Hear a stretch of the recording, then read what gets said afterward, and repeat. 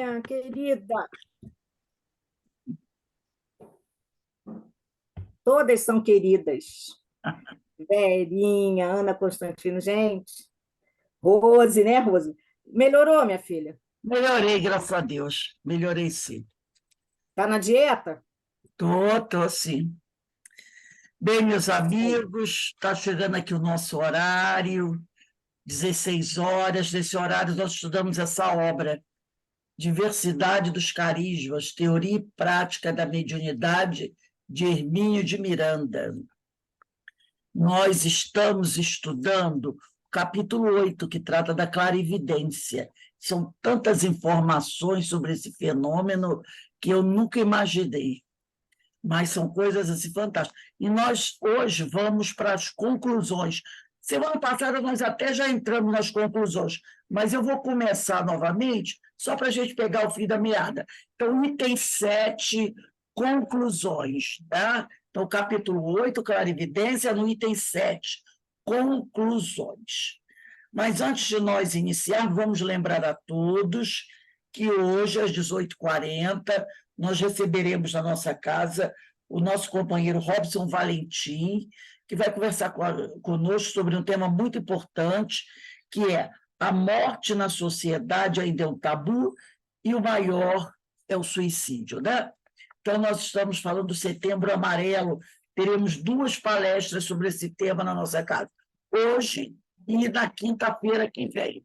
Todos são convidados, já mandei o link, pedi a vocês que queiram compartilhar com algum companheiro, compartilhem, porque esse tema é muito importante, né? E também queria falar que ontem nós fizemos um estudo aqui na casa do livro Obras de Emmanuel, e nós citamos uma carta, que essa carta que foi descoberta no Vaticano no dia 17 de setembro.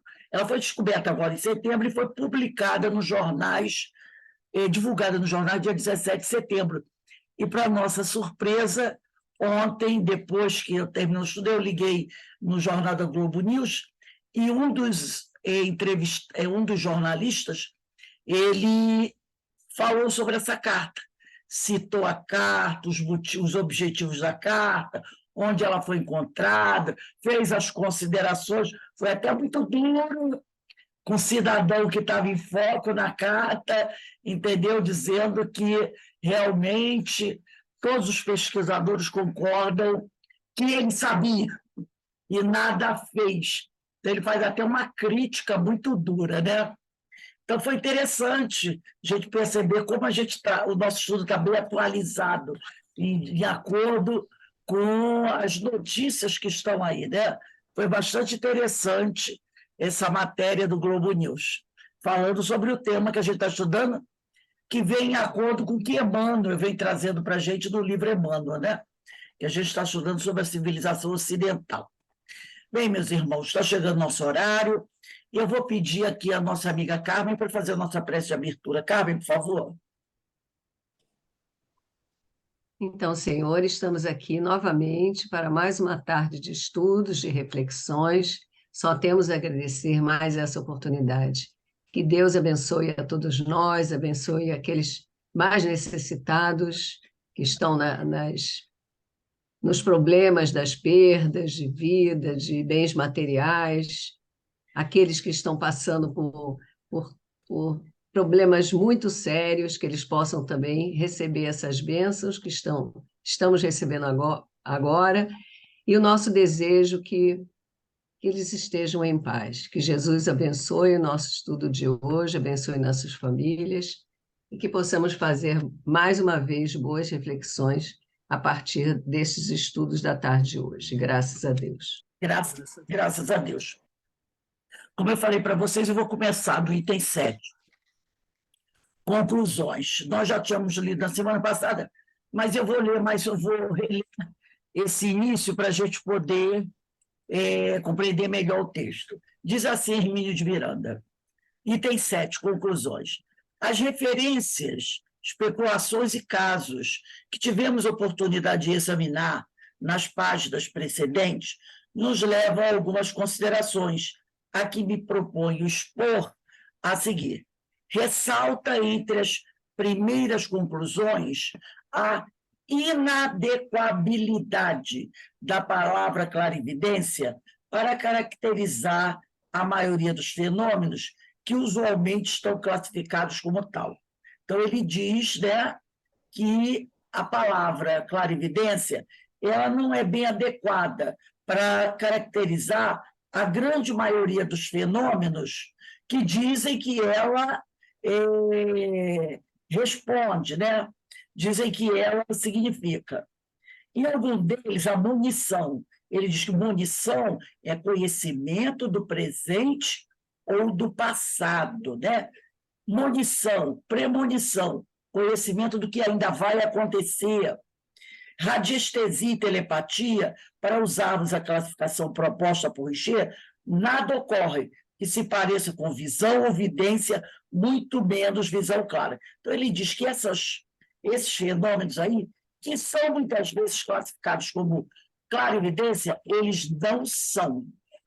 Embora sem nenhuma precisão científica, o termo clarividência só deveria ser utilizado para caracterizar os fenômenos de visão à distância no espaço, bem como os relacionados com deslocamentos ao longo do tempo, passado e futuro. E aí eu lembrei daquele texto, né, do profeta Isaías, no capítulo 53 do livro de Isaías, onde ele tem uma visão quase 800 ou 1000 anos antes de Jesus nascer, da vida do mestre, do trabalho que ele realizaria, de como ele foi sacrificado.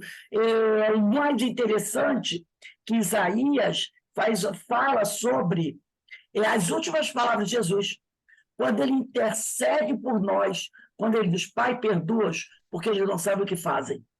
Então, ele fala sobre isso, quase 1000 anos antes de Jesus nascer.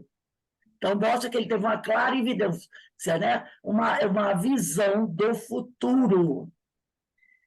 A segunda conclusão, né, é que o fenômeno de clarividência não ocorre, em princípio, por si mesmo, sendo antes uma espécie de subproduto de outro importante fenômeno anímico, que é do desdobramento perispiritual. Então, ele quer dizer o seguinte, que a clarividência é um fenômeno anímico e ele só vai ocorrer se a pessoa estiver num desdobramento.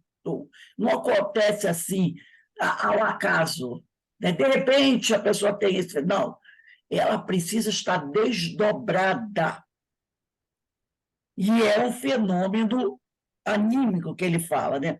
E a terceira conclusão é que a clarividência deve ser entendida como fenômeno anímico, como já falamos, ou seja, uma atividade do espírito encarnado e não uma faculdade mediúnica. Então, clarividência não é faculdade mediúnica, é fenômeno anímico que se processa quando o espírito encarnado está num desdobramento.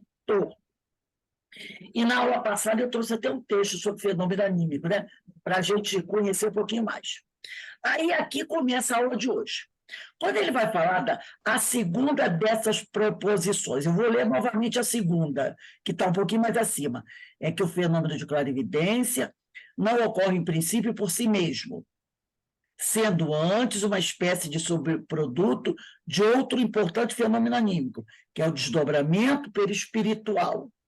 Então, a segunda dessas proposições, que é a clarividência só ocorrendo através do desdobramento perispiritual e sendo fenômeno anímico, talvez precise de algumas ilustrações, de alguns exemplos, né? Para uma boa compreensão do que pretendo dizer quando proponho o condicionamento da clarividência ao desdobramento perispiritual. Então, ele vai trazer um exemplo de um fato para a gente poder entender o que é a clarividência, essa aqui é um fenômeno anímico, só aconteceu num desdobramento. No caso da senhora Thompson, eu vou voltar um pouquinho, porque ele contou esse caso aqui. É mais ou menos uma página, voltando uma página, mais ou menos você vai encontrar o caso da senhora Thompson, quando ele diz assim, um dos casos citados por Fodor, que é o nome de um pesquisador, é o da senhora Thompson. Eu voltei um pouco, tá? Que o narrou em carta publicada pela revista SPR em 24 de maio de 1900. Esta senhora, sozinha em casa, convocou mentalmente uma pessoa viva a comparecer diante dela naquele momento. Então, essa senhora ela fez uma convocação. Ela chamou por um ser encarnado. Queria que esse ser encarnado aparecesse à frente dela. Ninguém especial. Ela disse assim, eu quero que venha um encarnado. Ninguém especial. Mas uma pessoa qualquer. Ela fez assim, rogou, né? Que uma pessoa encarnada se materializasse na frente dela. Diz ela que não, ela diz que não perdeu a consciência por um momento. Ela disse que ficou o tempo todo em estado de vigília. Ou seja, que não adormeceu. Sobre o que tenho minhas dúvidas, diz Hermínio. O certo é que, de repente, essa senhora sentiu a presença de alguém. E, ao abrir os olhos, viu com grande surpresa, por clara evidência, naturalmente, diz ela, um amigo que lhe contou que acabara de ter um forte desentendimento com alguém, cujo nome indicou. A veracidade do evento foi atestada posteriormente.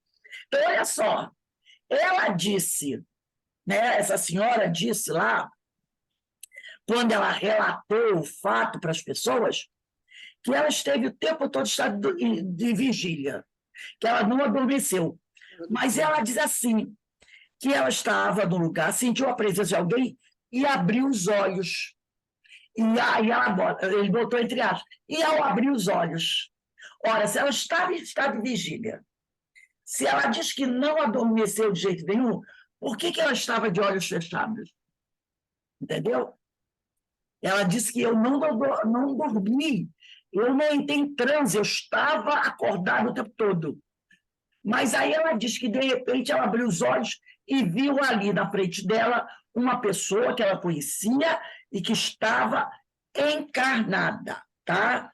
Essa foi uma carta que foi mandada para essa revista, a SPR. Agora eu vou voltar aonde a gente estava lendo, na aula de hoje, lá na frente, quando o Hermínio disse que, para poder explicar melhor, ele precisava contar um caso que tenha acontecido.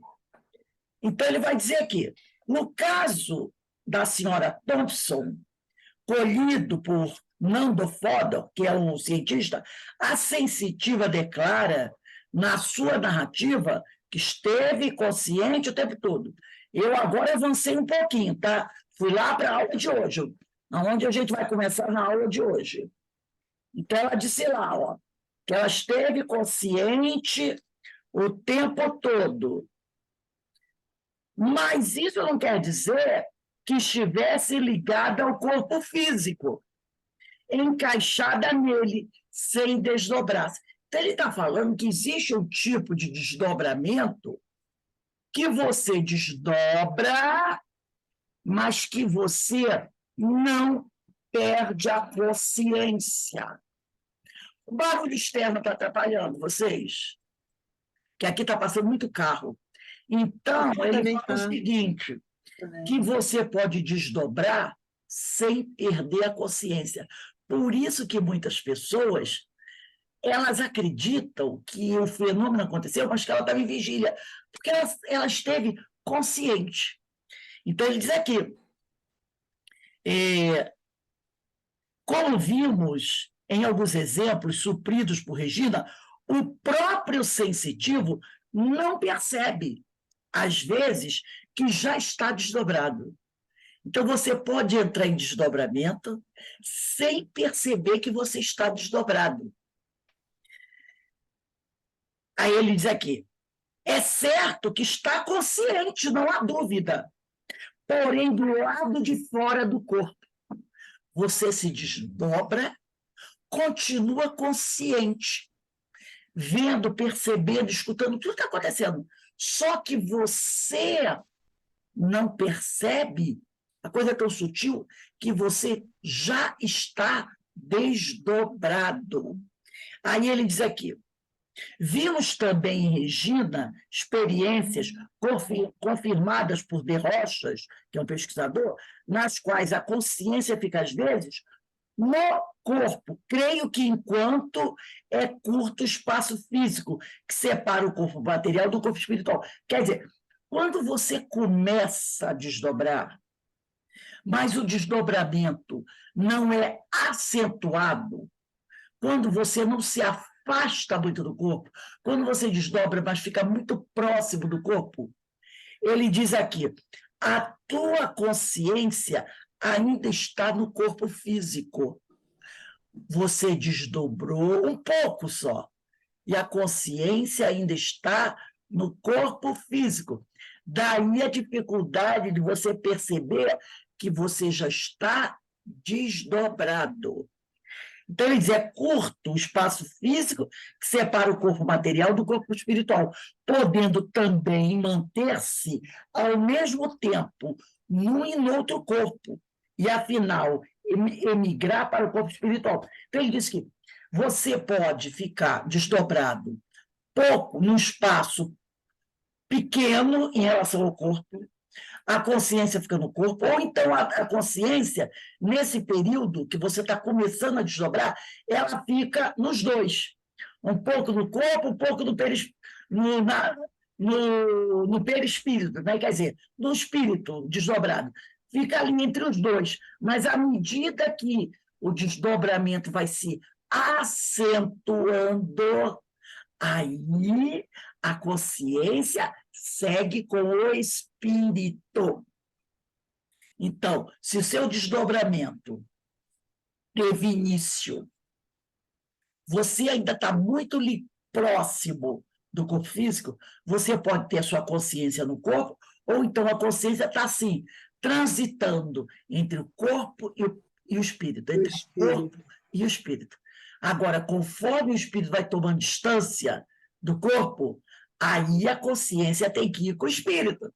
Ela não pode ficar no corpo, porque quando ela fica no corpo, é porque o espírito ainda está bem próximo dele. Bem próximo dele. Então ela fica um pouquinho no corpo, um pouquinho no espírito, né? Um pouquinho no corpo. É quando você está. A gente percebe muito isso quando você deita, ou está sentada no sofá, às vezes lendo um livro, ou vendo um programa, e você começa a entrar como se fosse num sono. Você quer ficar ali vendo aquele programa, lendo aquele livro, né? Aí vai baixando aquele torpor. Aí você está escutando tudo que está acontecendo na rua. Se tem carro passando, se tem pessoa falando na rua, você está escutando tudo. Mas, ao mesmo tempo, você já começa a perceber alguma coisa do plano espiritual. Principalmente se a pessoa tiver uma mediunidade acentuada, ela pode já ouvir vozes dos espíritos, perceber alguns espíritos próximos. Então, ela está captando os dois mundos. Ela está captando os dois mundos. Entendeu? Por quê? Porque a consciência dela, a mente, ou ainda está no corpo, apesar dela estar desdobrada, ou está assim, um pouquinho lá, um pouquinho cá. Então, ela está captando tudo que está acontecendo ainda. Por isso que ela pensa que está consciente.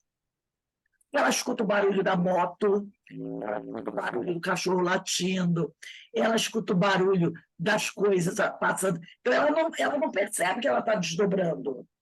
Agora, quando o espírito vai se afastar desse corpo, aí a mente vai com o espírito e o som externo, o som da rua, o som das coisas que estão ao lado dela, aí esse desaparece.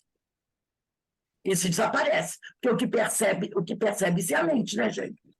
O que vai perceber o barulho do que está acontecendo lá de fora é a mente. Se a mente não estiver presente, o corpo está, ó. O corpo está entregue. O corpo está entregue. Então, ele diz aqui, né, podendo também manter-se ao mesmo tempo num e no outro corpo. E, afinal, emigrar, passar para o corpo espiritual. Suponho que, mesmo quando a consciência, diz o Hermínio aqui, suponho que, mesmo quando a consciência ainda esteja no corpo físico, o perispírito pode já estar desdobrado a curta distância. Ou, em caso de encontrar-se a distância maior, consegue telecomandar o cérebro físico. Então, se a consciência ainda estiver no corpo, mesmo que o perispírito, que quando a gente fala perispírito, a gente nunca pode esquecer que o espírito está junto, né? Então, se eu falo o perispírito está afastado, eu não posso esquecer que o espírito está junto. Porque perispírito fica andando por aí sem espírito. A gente não pode esquecer disso. Então, se eu falo o perispírito está navegando, o espírito está junto. A gente tem que lembrar disso. Então, ele fala aqui que mesmo que a consciência ainda esteja do corpo, no cérebro, e o perispírito tenha até se afastado um pouco desse corpo, mas, olha que coisa interessante, o perispírito consegue telecomandar o cérebro físico a ponto de fazer passar por ele os pensamentos que elabora com a mente. Então, o perispírito está telecomandando o cérebro físico. Na realidade, é o espírito, né?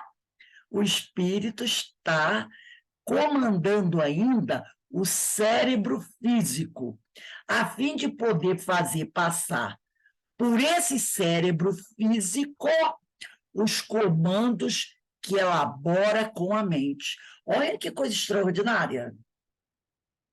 Então, mesmo o espírito à distância, ele consegue ainda fazer passar pelo cérebro, né? Fazer os pensamentos que ele elaborou. Isso é extraordinário, gente. Como temos visto repetidamente, o pensamento não é uma criação do cérebro. Ele apenas circula por ali. Porque está aqui.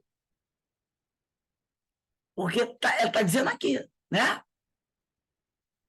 O perispírito, quando eu falo perispírito, o espírito está junto. Ele consegue telecomandar o cérebro a ponto de fazer passar pelo cérebro os pensamentos que a mente criou. Isso é uma prova, como ele falou aí, né, de que o pensamento não é uma criação do cérebro, e sim do espírito. Que o espírito consegue mandar, mesmo já estando desdobrado, o pensamento para que ele passe pelo cérebro. E, de repente, ao mandar o pensamento passar pelo cérebro, aí esse pensamento vai ficar registrado no cérebro, porque ele passou pelo cérebro. E aí ele vai dizer aqui, ó, a fonte geradora do pensamento é o espírito. Então, a gente vê que poder tem esse espírito. Em experiências memoráveis do doutor Alberto de Rochas, observamos que num segundo desdobramento, a partir do perispírito, já desdobrando, nós estudamos até isso outro dia, que a Regina, lembra? Que a Regina se desdobrou, foi para um lugar onde ela estava participando de uma reunião. Então, ali estavam os espíritos desencarnados e alguns espíritos encarnados em desdobramento. De repente, ela foi convidada para ir para uma outra parte, um outro lugar.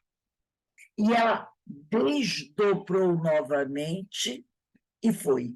Isso lembra a gente do caso de André Luiz. Lembra quando André Luiz desencarnado está em nosso lar? Trabalhando lá nas câmaras de retificação, acho que é Câmara de Retificação o nome, e ele, o amigo espiritual, diz que ele vai visitar a mãe dele. Mas a mãe dele não está na colônia Nosso Lar. A mãe dele está numa outra colônia de um grau evolutivo muito mais avançado E ele diz assim: eu deixei o corpo na câmara de retificação, ali onde eu estava. Ora, que corpo é esse? Ele está desencarnado. Que corpo é esse? Então, ele deixou ali uma parte do perispírito dele mais denso e foi com o corpo mental, com outras partes do perispírito, nas regiões onde a mãe se encontrava. Porque aquela camada do perispírito dele, que era o corpo de relação, porque, por exemplo, nós estamos aqui, encarnados. Nosso corpo de relação é o corpo físico. É com esse corpo que a gente se relaciona. O sujeito desencarnou, está no plano espiritual.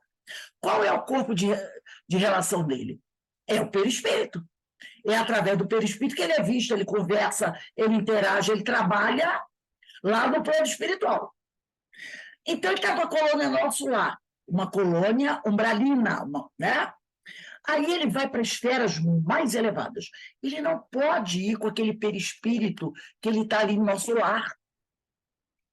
Porque é um perispírito, umas camadas mais grosseiras. Ele precisa deixar aquelas camadas mais grosseiras e com uma parte do perispírito dele, sempre é o perispírito, uma parte mais sutil, mais pura do perispírito dele, a essas regiões superiores. Só que ele não é daquela região. Ele ainda não fez a conquista moral para estar naquela região. Então, é aquela visita, vai voltar rápido. E foi com a ajuda dos amigos espirituais, porque ele não tem conquista moral, espiritual, para ir por ele mesmo, como a mãe dele tem, de vir a nosso lar, embora, que a mãe dele já é um espírito mais evoluído. Então, ele foi com a ajuda dos amigos espirituais. E foi aquela visitinha muito rápida, porque o padrão vibratório dele não estava adequado àquele ambiente. Foi lá e voltou rápido. Voltando, reassumiu o que de verdade ele tinha para aquele momento, que eram as camadas mais grosseiras. Esse é o segundo desdobramento que ele está falando. Entendeu? Então, ele diz aqui: em experiências memoráveis de Alberto de Rocha, observamos que num segundo desdobramento, a partir do perispírito já desdobrado, o espírito pensante coloca-se em situação de contemplar o corpo físico em repouso. O perispírito, transformado pela ideoplastia de regressão à condição e aspecto etário próprio, e o espírito, como pequena chama luminosa de forma amendoada. Então, ele deixa aquele perispírito e vai com uma outra parte do perispírito dele, que nós já estudamos aqui, né, para com outro corpo perispiritual para outras regiões, tá? Então, ele coloca-se em situação de contemplar o corpo físico em repouso. O perispírito transformado pela ideoplastia de regressão à condição e aspecto etário próprio. Então, o perispírito dele passa por uma transformação para que ele possa ir a outra região. Tá? Em outras palavras, se um sensitivo de 40 anos de idade é levado pela regressão à fase infantil, seu corpo físico continua o mesmo. Então, vamos dizer que a Vera Eckert vai, por regressão, voltar à idade infantil. O perispírito, com o seu espírito, vai tomar forma infantil, mas o corpo físico que está sentado na cadeira ou deitado na cama continua o mesmo corpo físico de adulto. Entendeu?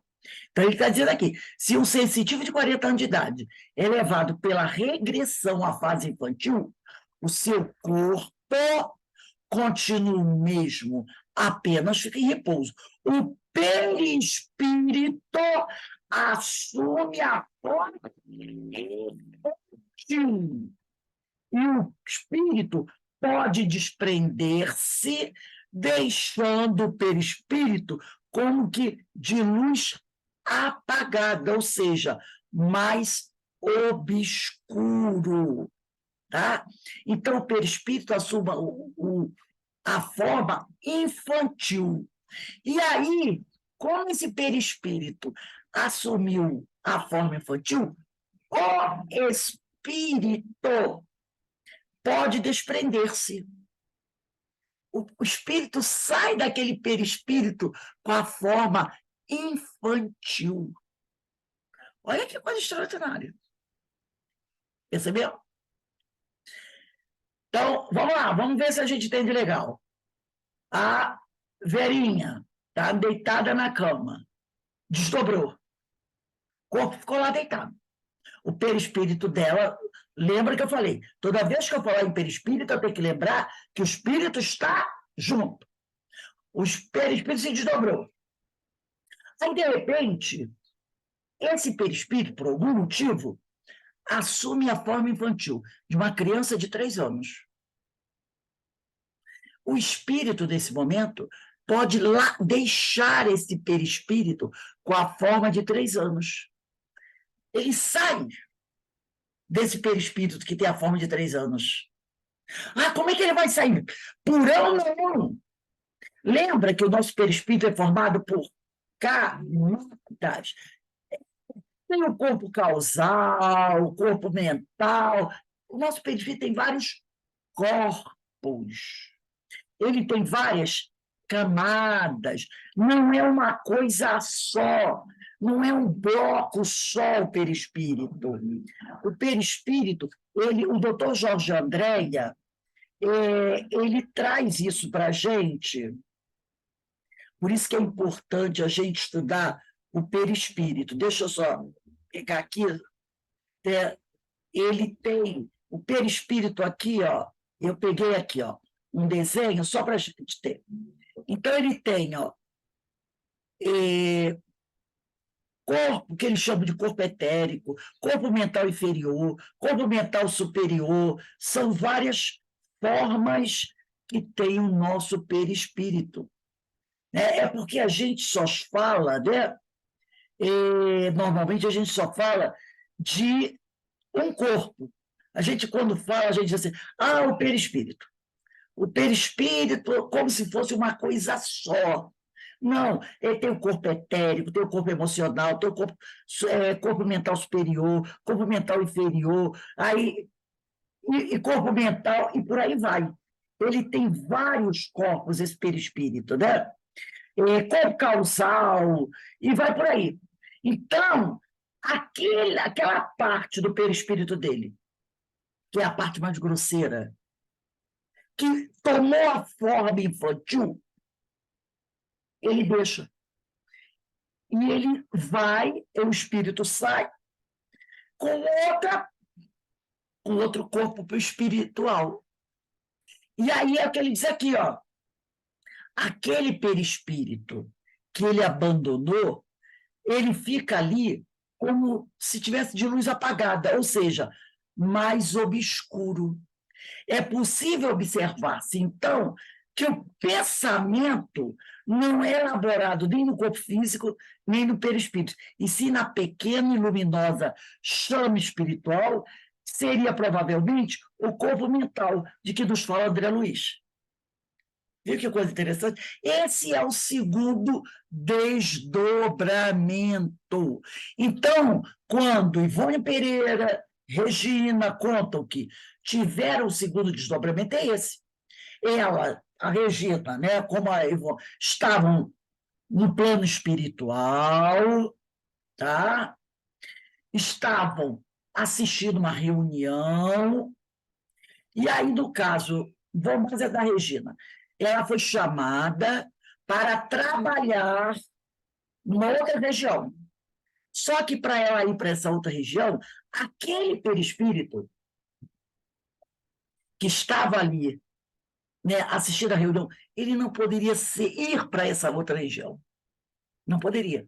O espírito não poderia ir para aquela outra região com aquele perispírito ali, porque o corpo físico dela estava na casa dela, deitado na cama. Então, o que ela fez? Ela desdobrou de novo. Sobrou de novo. Deixou o perispírito dela sentadinho na cadeira onde ela estava assistindo a reunião, e o espírito dela, com outra parte do perispírito, foi para essa região. E ela trabalhou, né? Trabalhou. Quando ela terminou o trabalho lá, ela voltou e cessou aquele perispírito que estava ali, sentado na cadeirinha, que era o perispírito dela ainda, né? Era aquele que ela tinha que conviver.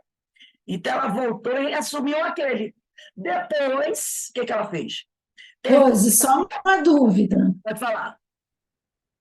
Mas, e como é que ficou essa reunião Não, essa que ela estava assistindo? reunião continua na cadeirinha. Tá, mas ela participou dos dois momentos? Não, ela participou, foi participar do outro, dessa. E, Ela veio para assistir uma reunião. Quando você vai assistir a reunião pública?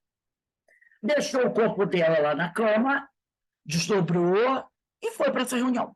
Está lá sentadinha, desdobrada, com o perispírito dela, assistindo a reunião. De repente, um amigo espiritual chegou e a convidou para ir trabalhar numa outra área, num outro setor mais elevado. Inclusive, se eu não me engano, era uma reunião organizada por espíritos que tinham trabalhado com Jesus. Com Jesus.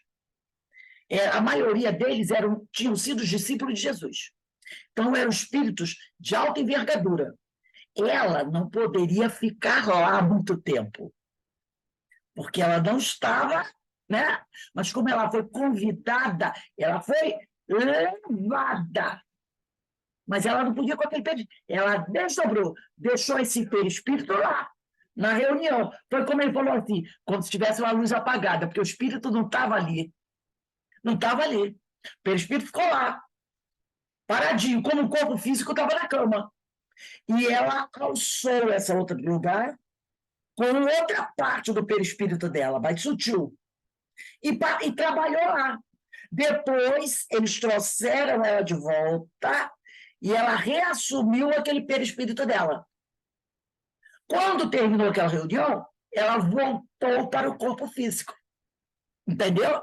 Então, nós temos, o nosso perispírito, ele tem várias camadas, sendo que a mais pura, dizem os espíritos, é o corpo mental, que está ligado ao espírito. Seria a parte mais purificada. Por isso, deixa eu só acender a luz aqui rapidinho. Opa, deixa eu ter que levantar um pouquinho dessa cadeira. Por isso que, agora que eu entendi, né? Por isso que alguns espíritos, até tem um livro da dona Marlene Nobre, eu sempre critiquei, outro dia que eu li, eu disse assim, finalmente eu entendi o que a dona Marlene Nobre quis dizer. Porque ela dizia assim, alguns espíritos perdem o seu perispírito. E eu sempre contrapunho o que ela falava com a questão 54 e 55 do Livro dos Médiuns, que diz que o espírito nunca perde o seu perispírito. Mas é aquela coisa de você ler uma coisa, e eu li isso durante muito tempo e não entendia. E dizia, não, dona Marlene Nobre, ela é uma cientista, né? Não, o que ela está falando não está batendo com o Livro dos Velhos. Aí, depois que eu estudei isso aqui, eu fui ler novamente dona Marlene Nobre, e eu entendi. O espírito, quando evolui, ele perde esse perispírito. Esse perispírito mais denso, ele fica com o seu corpo mental, que é o perispírito, mas é muito mais sutil. Então, ele perde essas camadas. Jesus, ou outros espíritos superiores, não tem mais um perispírito igual o meu, igual o de André Luiz. Emmanuel não tem ainda um perispírito como um Paulo de Tarso, como uma Maria de Nazaré. Tanto que Emmanuel ainda precisou encarnar, está encarnado. Entendeu? Ele está encarnado ainda. Está encarnando. Ou em missão, mas talvez ainda tenha uma coisinhazinha, né? Uma poeirinha para tirar. Então, quando o espírito chega ao nível de uma Maria de Nazaré, ao nível de um Paulo de Tarso, de um Francisco de Assis, o perispírito dele não é igual ao nosso mais. Eles estão no plano espiritual a nível de corpo mental, ou algo mais sublimado que o corpo mental, né? Porque alguns dizem que existe. Agora, se eles precisarem encarnar num planeta onde nunca estiveram, ou se precisarem voltar na Terra, eles vão encarnar, porque eles encarnaram aqui, viveram aqui. Então, se Francisco de Assis precisar voltar, ele não estará encarnando na Terra, ele estará reencarnando na Terra. Aí ele vai ter que adensar as camadas do perispírito dele, para poder ter um perispírito adequado à atmosfera da Terra. Entendeu? Mas, no momento, isso pode levar bastante tempo. Para o espírito vir adensando até chegar ao nível da Terra, leva tempo. Porque imagina, o cara vem das esferas que a gente nem tem ideia de que são. Para chegar aqui, reencarnar em Jacarepaguá, aquela de 41, que vai ter domingo, vai levar tempo adensando. Leva tempo. Às vezes pode levar milênios. Milênios. Como dizem que foi a preparação de Jesus. Agora, na hora que ele desencarna, ó, vai a velocidade da luz, porque ele só solta tudo e vai embora. Parte numa velocidade total, porque aí ele só está jogando tudo fora e ele vai embora. Entendeu como é que funciona? É isso que ele falou do segundo desdobramento. E pelo que a gente pode entender, pode ter até o terceiro, quarto desdobramento. Vamos dizer, Regina, que ela foi para um lugar, né? Vamos dizer que ela fosse levada, se houvesse a possibilidade, se a energia dela permitisse, a um outro lugar mais elevado. Talvez ela tivesse que fazer um terceiro desdobramento, acessar uma outra parte do perispírito dela, o outro corpo do perispírito dela. Entendeu? Porque tudo isso, gente, são corpos. São corpos. Que o espírito vai trabalhando. Compreende? Por isso que eu dizer aqui. Em Experiências Memoráveis de Alberto de Rocha, observamos que no segundo desdobramento, a partir do perispírito já desdobrado, o espírito pensante coloca-se em situação de contemplar o corpo físico em repouso. Aí depois ele vai dizer, em outras palavras, se um sensitivo de 40 anos de idade é levado pela regressão de memória à fase infantil, o seu corpo físico continua o mesmo, apenas em repouso. O perispírito assume a forma infantil, e o espírito pode desprender-se, deixando o perispírito como de luz apagada, como ficou o corpo lá na cama. Ou seja, mais obscuro. É possível observar-se, então, que o pensamento não é elaborado nem no corpo físico, nem no perispírito, e sim na pequena, luminosa chama espiritual, que seria, provavelmente, o corpo mental de que nos fala André Luiz. Aí continua aqui. A senhora Thompson, aquela senhora Thompson, não apenas viu o espírito desdobrado do amigo que ela evocou e que estava encarnado, como conversou com ele. Tenho minhas dúvidas de que isto pudesse ser realizado sem um desdobramento do seu perispírito. Então, ele diz assim, ele tem certeza absoluta que ela estava desdobrada, só que ela não percebeu. Aí ele vai dizer que estamos cansados de saber, pela constante reiteração encontrada em vários estudiosos do assunto, desde Kardec, que a visão do sensitivo em tais fenômenos, ou a sua audição, olfato e até paladar, nada tem a ver com os sentidos físicos, uma vez que o estímulo vai direto ao centro cerebral correspondente. Lembra de Ivone? E ela disse que estava trabalhando na casa espírita, que quando ela terminou a reunião de receita, ela era médium receitista, ela viu um espírito se materializar na frente dela. Era um beletrista. E ela faz uma descrição dele. Mas ali ela não estava desdobrada. Ela não estava. Ele se materializou ali na frente dela. E ela fala mais ou menos como ele é. Muito simpático, uma criatura agradabilíssima. Ela não vê nada de problema, nenhum problema nele.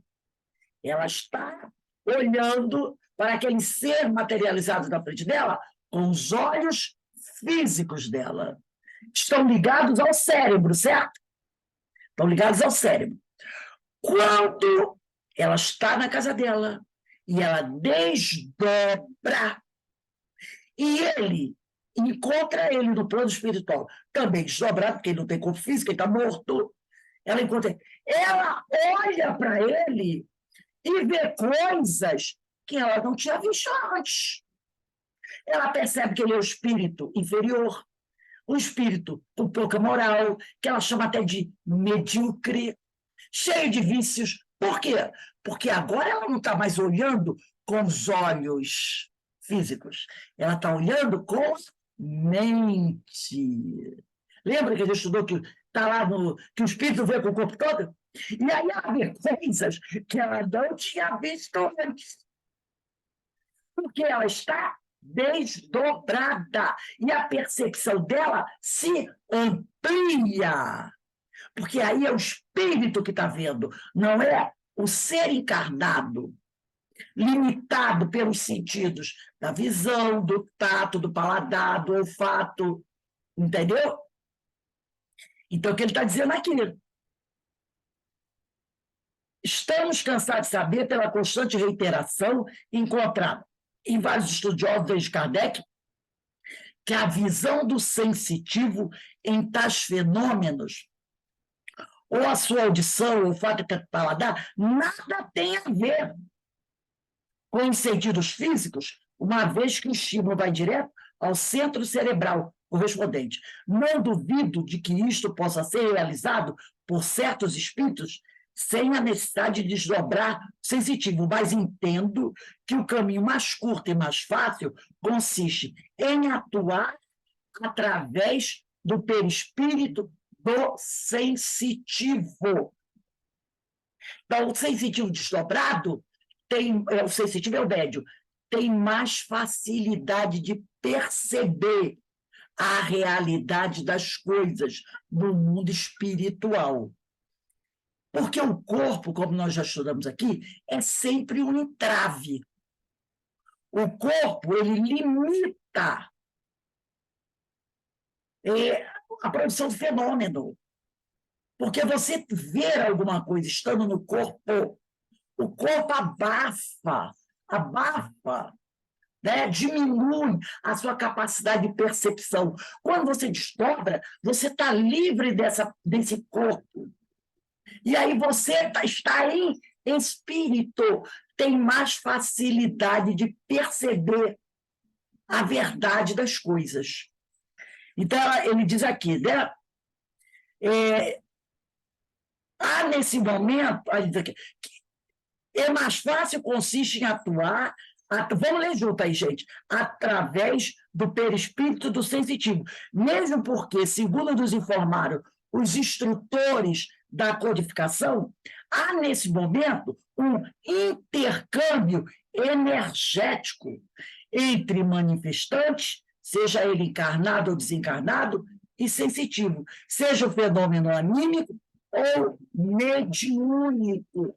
Então, se o sensitivo está desdobrado, há um intercâmbio energético entre o manifestante, seja o espírito desencarnado, ou seja alguém encarnado que ele evocou, e o médium. Por quê? Ambos estão desdobrados. Então, no caso, ela evocou o amigo, que estava vivo. O amigo veio desdobrado. Ela, estando desdobrada, é perispírito a perispírito entrando em contato. Há um intercâmbio energético. Ambos estão sem corpo físico. Se esse manifestante é um desencarnado, ele também está com o seu perispírito. Entendeu? Então, quando a ligação é de perispírito para perispírito, há um intercâmbio energético, vamos dizer assim, mais poderoso, muito mais poderoso. Tá? Seja o fenômeno, vamos dizer, dois encarnados desdobrado, é fenômeno anímico. Eu e Denise estamos desdobrada, nos encontramos no plano espiritual. É fenômeno anímico. Ah, mas você está desdobrada. Mas eu estou encarnadinha da Silvia, a Denise também. É fenômeno anímico. O intercâmbio energético é forte. Por quê? Porque nós estamos sem o nosso corpo físico. Se são dois espíritos desencarnados se encontrando no plano espiritual, fenômeno mediúnico. Se é o encarnado e o desencarnado, fenômeno, aí é um fenômeno misto. Entendeu? E é muito mais forte esse fenômeno, porque o corpo não está limitando. O corpo não está impedindo alguma coisa que esse intercâmbio aconteça. Tá? Vamos seguir aqui. Gente, está dando para entender? Ou está complexo, está complicado? Então, vamos lá. Noto certa preocupação nos sensitivos que descrevem tais fenômenos em assegurar ao leitor que estavam no momento perfeitamente lúcido e consciente. Então, alguns médios que produziram esse fenômeno, eles querem, muitas vezes, fazer o pessoal entender, não, eu estava acordado, desdobrado. Então, ele diz que muitas vezes eles querem fazer crer ao leitor que eles estavam lúcidos e conscientes, não estavam desdobrados. Disso sabemos todos. Tanto é que tem condições, ele está querendo dizer o quê? O cara está lúcido e consciente, mas está desdobrado. Então, ele diz que muitas vezes o médico faz questão de querer mostrar para as pessoas, não, eu estou consciente, eu estou em vigília. Ele diz, consciente ele está sim. Claro que ele está consciente. Tá? Tanto que ele relata, depois que o fenômeno acaba, as coisas para o pessoal com riqueza de detalhes. O que pretendo colocar aqui é o fato de que estavam lúcidos e conscientes, sim, mas também desdobrados. Porque tem pessoas que acham que por você estar desdobrada, você perde a consciência. Tem aqueles que desdobram e perdem a consciência. E tem os que desdobram e permanecem lúcidos e conscientes. E quando voltam do desdobramento, contam tudo que viram, com riqueza de detalhes, porque ele estava lúcido e consciente. Ele não ficou apagado. Aí ele diz aqui, não é difícil explicar isso, pois ocorre com todos nós. É comum passarmos da vigília ou dos estados crepusculares de sono à inconsciência no corpo físico. É aquilo que eu falei, você está sentada assim, né, olhando alguma coisa e, de repente, você começa a apagar sem perceber que você está apagando. Sem perceber que você está apagando. E você está escutando tudo que está acontecendo. Mas você não percebe que você está apagando, que você está entrando em desdobramento. É isso que ele está dizendo. Não é difícil explicar isso, pois ocorre com todos nós. É comum passarmos da vigília ou dos estados crepusculares do sono à inconsciência no corpo físico. Permanecermos largo tempo nesse estado e, subitamente, despertarmos, sem a mínima ideia do tempo incorrente, convicto de que não adormecemos. Inclusive, não sei se foi nesse livro ou foi no outro que eu li, ele fala do problema que a gente às vezes fica. Porque você entra nesse sono sem perceber que tá desdobrando, e aí você vive uma série de coisas. Você vive uma série de coisas. Que aí lembra, quando ele falou que o tempo é um lugar, né? Ele tem a ideia de que para ele que o tempo é um lugar. Então você vive uma série de coisas. Naquele tempo que você deu aquela. E está lúcido. Você viaja, vai, de repente você acorda, achando, assim, meio assustado, achando que você perdeu a hora. Quer ver se você está marcando hora para alguma coisa. Perdi a hora. Aí quando tu olha, só se passaram 5 minutos. Você diz, impossível. Como 5 minutos? Porque às vezes você está ali, está esperando alguma coisa. Ah, eu tenho uma coisa para fazer, né? Daqui a pouco eu tenho que sair. Eu tenho que sair porque eu vou para uma reunião. Aí você senta ali e dá aquela desdobrada, sem perceber que deu. E aí acontece um monte de coisa. Você pensa um monte de coisa, eu tenho que ir ao banco, tenho que fazer. Daqui a pouco você desperta, assustado. Eu perdi a hora, perdi a hora. Quando tu olha para o relógio, 5 minutos. Você diz, como 5 minutos? Eu vivenciei tantas coisas que parece que levaram horas. E no meu relógio só passaram 5 minutos. Porque o tempo, já estudamos sobre isso, lembra? Não é o mesmo. Nesses 5 minutos, você viajou, foi do outro lado do planeta, voltou, viu o passado, viu o futuro, fez um monte de coisa. Porque o tempo, como ele diz, o tempo é um lugar. Eu vou em certos lugares, o tempo, né? E você viveu tudo aquilo. Porque o tempo... E aí vai explicar isso. É complicado você explicar. É o que ele diz aqui, né? Subitamente despertaram sem a mínima ideia do tempo intercorrente. E a gente ainda diz, não, eu não dormi, não. Eu estava bem acordado. Ouvi tudo que estava conversando, que estava acontecendo aqui. Inclusive, se tiver uma pessoa conversando no ambiente, você ainda diz, eu sei até o que vocês estavam conversando. Eu ouvi a conversa de vocês toda. Vocês estavam falando sobre isso.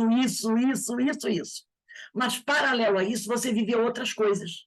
Significa o quê? Você estava consciente, você estava lúcido.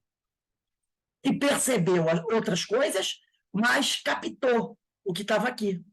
Aí, Ei, Rose, oi. nem eu, isso me acontece muito. Inclusive, já me acontecia lá atrás no carro, que eu chegava em casa e dizia, ué, peraí, eu já dirigi, já cheguei. Eu não sabia nem.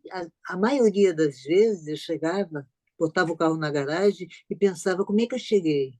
Vim por aonde? Sabe aquela coisa? Exatamente É isso aí. Então incrível. você fica, né? Você diz, não, eu não estava dormindo, não estava cochilando, não estava. Eu sei tudo o que aconteceu. É porque você desdobrou, mas continuou lúcido e consciente. E aí ele diz aqui, né?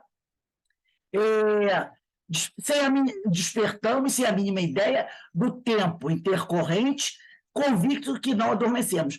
Tive a oportunidade, diz Hermínio, de observar isso inúmeras vezes nas experiências de magnetização que realizava quando das pesquisas em torno da memória. Era comum sensitivo despertar, ou seja, retomar seus controles conscientes do corpo físico. Isso que é o despertar. É a retomada dos controles conscientes do corpo físico. Após haver conversado em transe por mais de 1 hora, sem a menor noção de que estivera a falar coerentemente. Então, o médium despertava e não lembrava, né, que ele tinha ficado 1 hora conversando coerentemente com a pessoa. Não é falando de utopia, não, falando do dia a dia, das coisas do dia a dia. Alguns diziam ao despertar, acho que hoje você não vai conseguir nada, hoje não consigo dormir. Então, tinha uns que despertavam e diziam para o médico assim, hoje não vai ter trabalho, porque eu não consegui desdobrar. Não vai ter papai. Ele dizia, não, teve. Nós conversamos durante 1 hora. O cara, não pode. Eu não desdobrei. Eu não entrei, então o cara não percebeu. Então, eu voltava e dizia para ele, ó, hoje o trabalho não vai funcionar, não, porque eu não consegui entrar em transe, eu não consegui desdobrar, eu não consegui me afastar. Então, hoje o trabalho foi perdido. O outro vai dizer, como perdido? Nós ficamos 1 hora conversando. Então, a pessoa não tinha conhecimento, né? Então, esses fenômenos, gente, são muito interessantes, né? Essa questão do duplo desdobramento, essa questão de como a mente trabalha, com a ajuda do perispírito. Então, são coisas que o médium ele precisa conhecer como esses fenômenos vão se realizar. Nós precisamos conhecer isso. Quem trabalha na mediunidade precisa conhecer isso.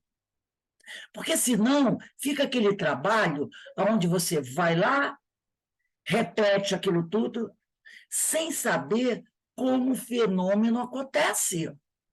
E é o que, infelizmente, ocorre com a maioria dos médiuns. Gente, eu vou dizer uma coisa para vocês. Tem médiuns que nunca leram sobre isso.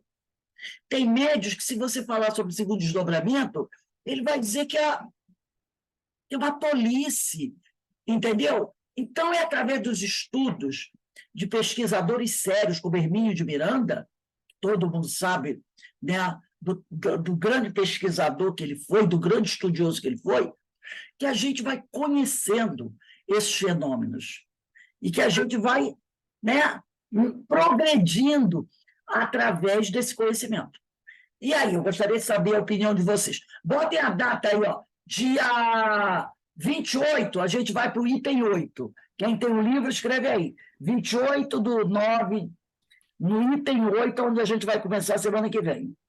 Ô, Rose, Falando. eu fiquei, eu fiquei aqui pensando, quando você falou esse desdobramento que o médium faz, assim, voltando, é tipo de uma regressão, entendeu? Você falou, Não é perigoso isso?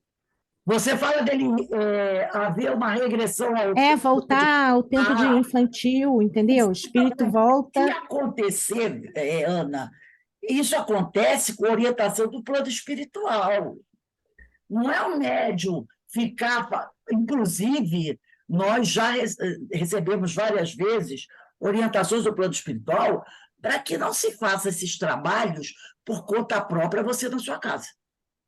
E isso é feito durante o trabalho espiritual, ou da reunião mediúnica, dentro na casa espírita, no trabalho dirigido pelos amigos espirituais.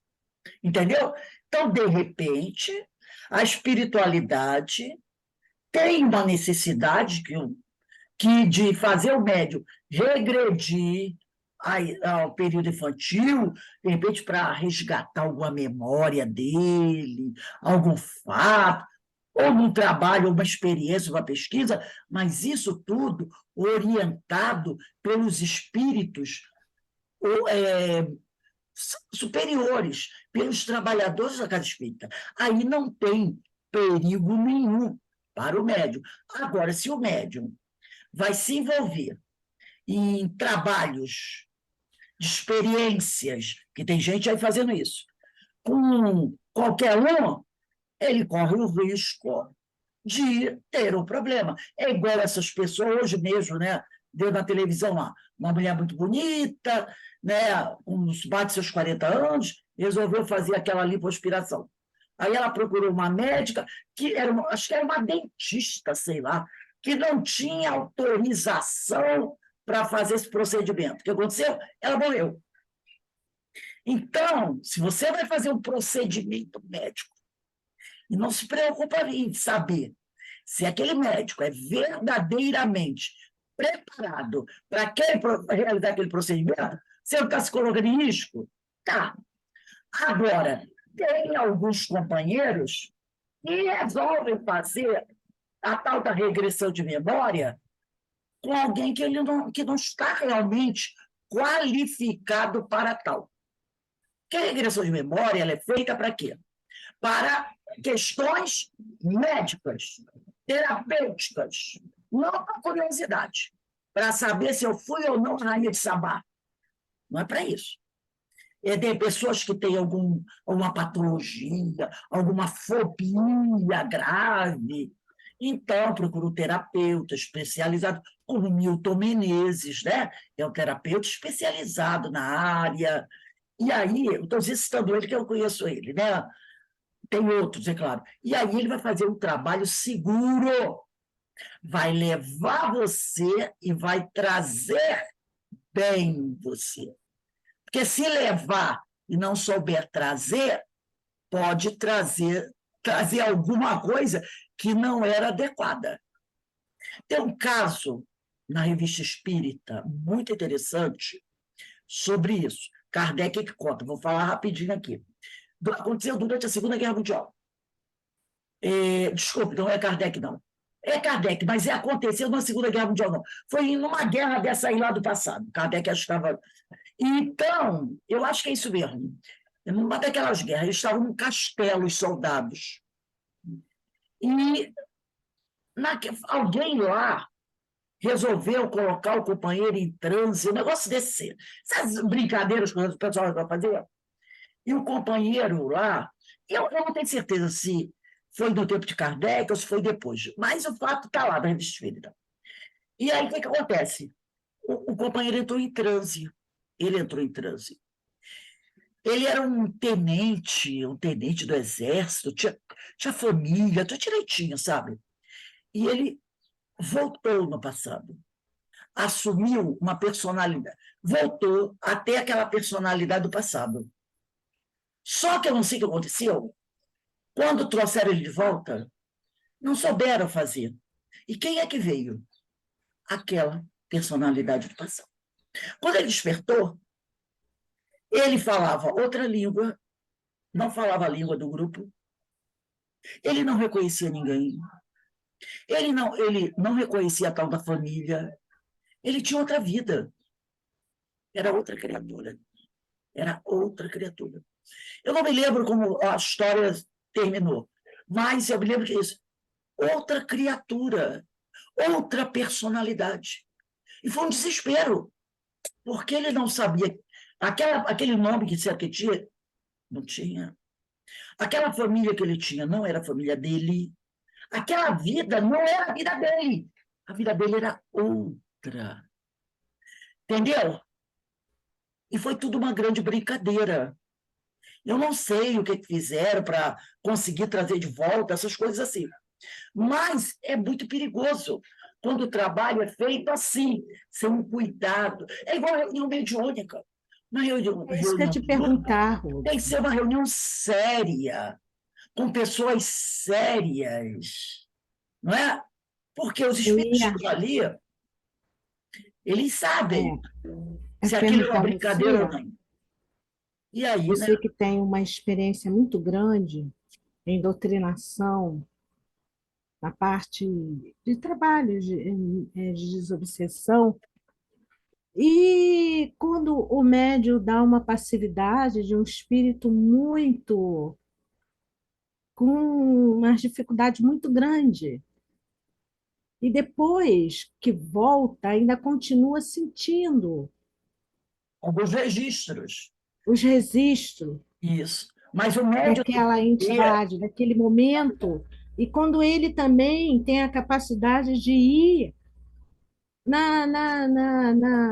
total. cotidiano, na vida daquele espírito, entendeu? Agora, o médium tem que ter consciência, o médico que estuda sabe que aqueles registros não lhe pertencem.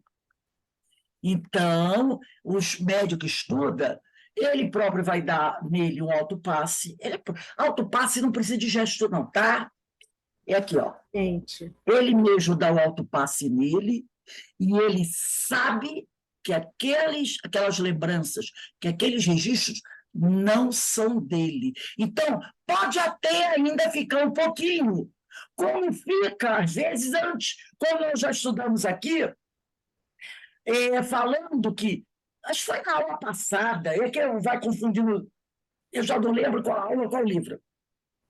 Ah, não, foi no projeto Manuel Flamengo, Qualidade na Prática Mediúnica, quando o Divaldo diz que, às vezes, o acoplamento, a aproximação do espírito que vai se comunicar na reunião mediúnica se faz 1 ou 2 dias antes. Então, por exemplo, se a reunião é na sexta-feira, às vezes a espiritualidade aproxima o espírito do médium na quinta-feira, na quarta-feira, para ir poder, fazendo aquela entre a harmonização entre os dois, para que no dia da reunião eles tenham, vou usar a palavra acoplamento, bem realizado. Então, 2 dias antes, o médium já começa a sentir umas coisas assim meio estranhas. Ele diz, eu não sei por que eu estou sentindo umas coisas meio estranhas. Isso não é meu, realmente não é dele. Então, o médium que estuda, se ele trabalha na mesa mediúnica, ele tem que pensar o quê? Há uma possibilidade. Pode ser que o espírito, às vezes é um espírito, não vou dizer que acontece, vamos dizer que o médium vai dar 3 passividades. Não quer dizer que os 3, mas às vezes um deles, como você falou, é o espírito mais difícil. Então, às vezes, é um espírito com que o médium tem alguma dificuldade de vida passada. Então, a espiritualidade já aproxima aquele espírito do médium uns 2 dias antes. Então, o médium já sente uma coisa diferente. Ele não sei por quê, eu estou meio irritadiço, eu estou meio agitado, parece que tem uma coisa assim. Então, o médium que trabalha na mesa mediúnica, ele tem que pensar, pode ser que eu já esteja sentindo a aproximação de algum espírito que vai dar comunicação na mesa mediúnica. Aí, o que ele faz? Ele começa a se harmonizar, entrar em prece, procurar manter uma certa tranquilidade, harmonia, entendeu? Ele começa a fazer aquele preparo que muitos só fazem no dia da reunião. E Aquele o doutrinador? preparo. Também com o doutrinador, com todos os médiuns. Porque Todos da mesma equipe, né? é uma equipe, e o doutrinador é um médium também. Então, às vezes, aquele espírito pode ser o adversário do doutrinador e, o acaso não existe. Então, você já sentiu uma coisa assim, uma indisposição, tipo assim, uma coisa meio assim, você já vê a possibilidade. Então, você já se harmoniza, interioriza, faz sua prece, vai fazendo o preparo. Aí, no dia da reunião, por isso que muitas vezes o Espírito diz assim, eu vi você ontem, você estava todo nervoso dentro de casa. Como é que ele viu? Porque ele já estava junto. Então, esse acoplamento, essa aproximação pode acontecer antes da reunião, como pode acontecer depois. Depois que termina a reunião, aquele espírito é colocado para acompanhar aquele médium por mais 1 ou 2, 3 dias. Entendeu? Então, isso pode acontecer antes, como pode acontecer depois. E é por alguma razão. Vai acompanhar 2, 3 dias, de repente, aquele médium, segunda-feira tem um curso do Evangelho. Você vai ficar com ele, porque segunda-feira ele vai para o curso do Evangelho, você vai junto. Entendeu? E eles muitas vezes relatam isso. Eles relatam. Eu acompanhei você, eu fiquei uma semana com você. Então, tudo isso nós temos que estudar. Obrigado, Rose. Para poder entender essas coisas, entendeu? Para poder entender. Rose, ainda tem tempo? Tem 1 minutinho, fale, amiga. Então, eu queria contar 3 experiências. Fale aí. Uma que eu me vi fora do corpo, foi na minha casa, e eu fiquei muito desesperada, porque eu não conseguia mexer meu corpo. E eu não sabia como voltar. Só a minha mente funcionava. Aí eu entrei em oração. Você estava consciente. Eu entrei em oração e voltei. E a primeira vez que eu fui para a mesa mediúnica foi com Bira.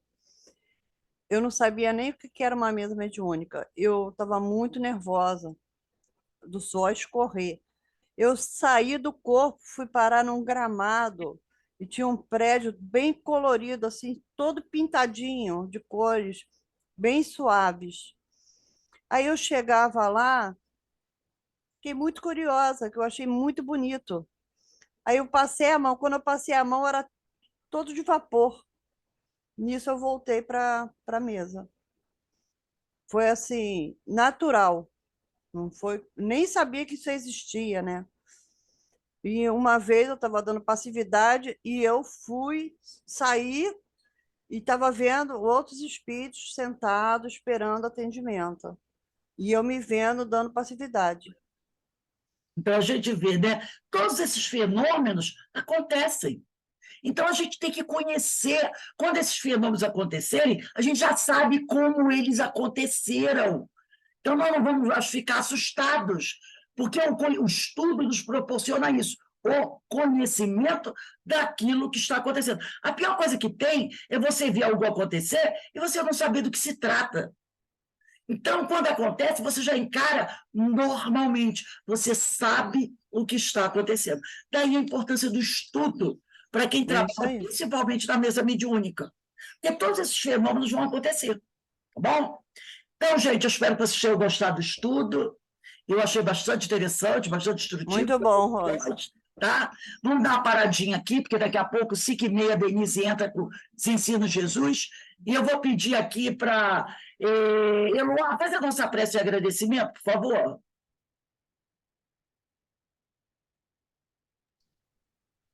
Pai de amor, misericórdia, Jesus, mestre amado, mestre querido, luz da nossa vida, agradecemos a oportunidade de estudo, maravilhoso, educativo, preparatório, luz para a vida, luz para os nossos dias. É tanta coisa que eu poderia falar, Pai amado, mas só temos a agradecer essa oportunidade que nos é ofertada. Obrigada, Senhor, muito obrigada. Proteja todos os nossos irmãos, proteja nossos amigos, dentro da possibilidade, e a nós também, Mestre. Obrigada. Graças a Deus por tudo. Graças a Deus. Então, vamos dar uma paradinha aí, tá? 5h30 a gente retorna para os estudos do Ensino de Jesus. E todos estão convidados para a nossa palestra de hoje, que vai tratar sobre Setembro Amarelo, tá bom? 18h40 estaremos aí. Boa tarde para todos.